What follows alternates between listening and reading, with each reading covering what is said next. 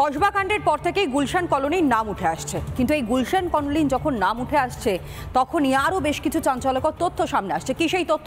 সেই তথ্যটাই আপনাদের সামনে আমরা তুলে ধরছি। দেখুন, নিরাপদ আশ্রয়স্থল হয়ে দাঁড়াচ্ছে যেন এই গুলশান কলোনি। কেন এই কথা বলা হচ্ছে? তার কারণ গা ঢাকা দেবার আদর্শ জায়গাও হচ্ছে এই গুলশান কলোনি, যেখানে অনুপ্রবেশকারীরা তারা এসে বাসা বাঁধছে। এরপর তথ্য, কাউকে আশ্রয় দেওয়ার উপযুক্ত জায়গা হয়ে দাঁড়াচ্ছে এই গুলশান কলোনি। অর্থাৎ যে কেউ এখানে এসে বসবাস করতে পারছে, কিন্তু কোনো রকমের কোনো আঁচ তাদের ওপর গিয়ে অন্ততপক্ষে পড়ছে না। কিন্তু কেন? 2021 সাল গ্রেফতার করা হয়েছিল এই গুলশান কলোনি থেকে 28 জন বাংলাদেশিকে। 28 জন, সংখ্যাটা নেহাতি কম নয়। পরের তথ্য আপনাদের সামনে রাখি। উত্তরপ্রদেশ এটিএস এর অভিযান, উত্তরপ্রদেশ থেকে এটিএস অভিযান করে এবং সেই অভিযানে এই তথ্য সামনে আসে 28 জনকে 2021 সালে গ্রেফতার করা হয় এই গুলশান কলোনি থেকে। পাশাপাশি তথ্য আপনাদের সামনে আমরা তুলে ধরি, যেখানে আনন্দপুর থানার সঙ্গে যৌথ অভিযান চালানো হয়। আনন্দপুর থানার সঙ্গে যৌথ অভিযান চলে এবং এটিএস উত্তরপ্রদেশের তারা অভিযান চালান। 28 জনকে গ্রেফতার করা হয়। তারপরেও কি কোনো রকম পরিবর্তন হলো এই ছবির? যৌথ অভিযানে গ্রেফতার করা হয় 28 জন বাংলাদেশিকে। 28 জন বাংলাদেশি তারা ধৃত। তারপর এখনো পর্যন্ত কোনো পরিবর্তন হয়েছে?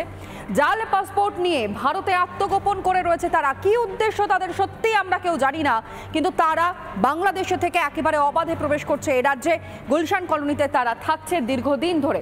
পেট্রাপোল, এমনকি গেদে সীমান্ত দিয়ে ভারতে অনুপ্রবেশ হচ্ছে এবং এখানেই প্রশ্ন আসছে, বিএসএফ তাহলে কি করছে? রাজ্য পুলিশ প্রশাসন তারাই বা কি করছে? একই সঙ্গে জেরায় অনুপ্রবেশের কথা শিকার হ্যান্ডলারের, অর্থাৎ অনুপ্রবেশে যে হচ্ছে সে তথ্য তো তাহলে সত্যি? পরের ইনফরমেশন আপনাদের সামনে রাখি। হ্যান্ডলার মেহফুজুর রহমানের স্বীকারোক্তি, কি চাঞ্চল্যকর স্বীকারোক্তি, সেই স্বীকারোক্তিও আপনাদের সামনে আমরা তুলে ধরছি এবং এই তথ্য অনুযায়ী কিন্তু আরও স্পষ্ট হচ্ছে যে সত্যি অনুপ্রবেশকারীরা তারা এ রাজ্যে অবাধে প্রবেশ করতে পারছে। গুলশান কলোনির নাম সামনে আসছে এবং এই গুলশান কলোনির নাম যখন সামনে আসে তারপরই একটার পর একটা চাঞ্চল্যকর তথ্য। 2021 সালে, অর্থাৎ এই গুলশান কলোনি 108 নম্বর ওয়ার্ডের মধ্যেই রয়েছে এবং এই 108 নম্বর ওয়ার্ডেরই বাসিন্দারা তারা রীতিমতন বলছেন যে গুলশান কলোনিতে 2021 সালে এতজন বাংলাদেশিকে গ্রেফতার করা হয়েছে, কিন্তু তারপরও ছবিটার পরিবর্তন কিছু হয়নি। প্রশাসন কি করছে?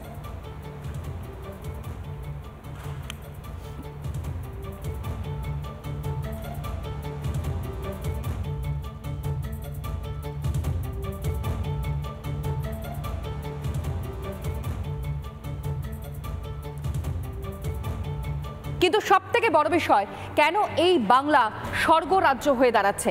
এই বাংলারই কসবা, অর্থাৎ শহর কলকাতার কসবা এলাকা গুলশান কলোনি, এবং সেখানে কার্যত অনুপ্রবেশকারীদের খোঁজ পাওয়া যায়। 2021 সাল, যেই 2021 সালে কম করে 28 জন অনুপ্রবেশকারীকে গ্রেফতার করা হয়, কিন্তু তারপরেও টনক নড়েনি।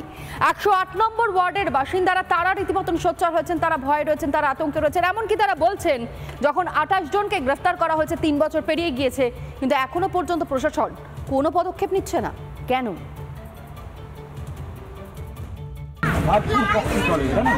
ছেলেরা পরে এখানে, যেটা জীবনে আমাদের এখানে কালচারই ছিল না, নানা জীবনে হয়েছে।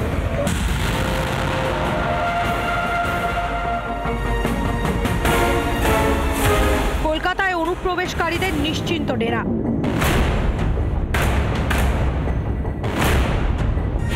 কাঁটাতারে বেড়া পেরোনো অবৈধ বাংলাদেশিদের আত্মগোপনের নিরাপদ আশ্রয় কসবার গুলশান কলোনিতে। সম্প্রতি শিরোনামে আসা গুলশান কলোনি নিয়ে এমন চাঞ্চল্যকর অভিযোগ করছেন 108 নম্বর ওয়ার্ডের বাসিন্দারাই। এই গুলশান কলোনি যেন শহরের মধ্যেই একটা অচেনা কোনো জায়গা।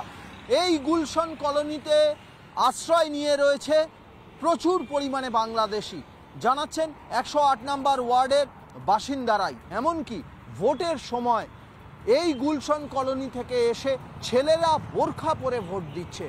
ওই ইলিগালভাবে ভোট করে দিচ্ছে, জিততে তো হবে, ভোট করে দিচ্ছে তো, ভোটার হয়ে যাচ্ছে, সব ভোটার হয়ে গেছে দাদা, যাদের জীবনে দেখিনি এখানে আছে।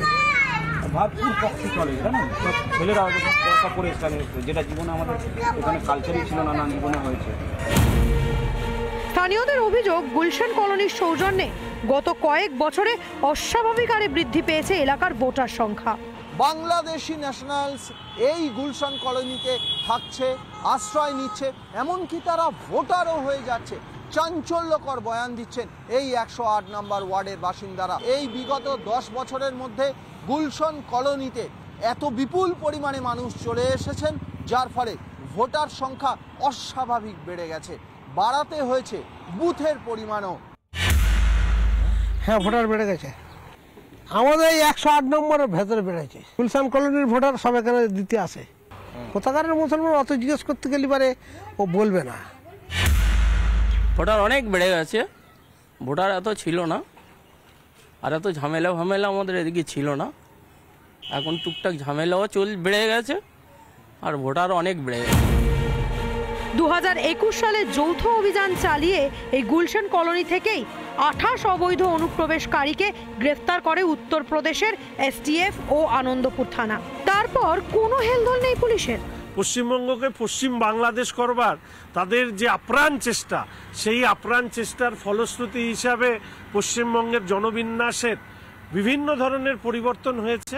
তারই একটা চিত্র গুলশান কলোনি সেখানে ফুটে উঠেছে।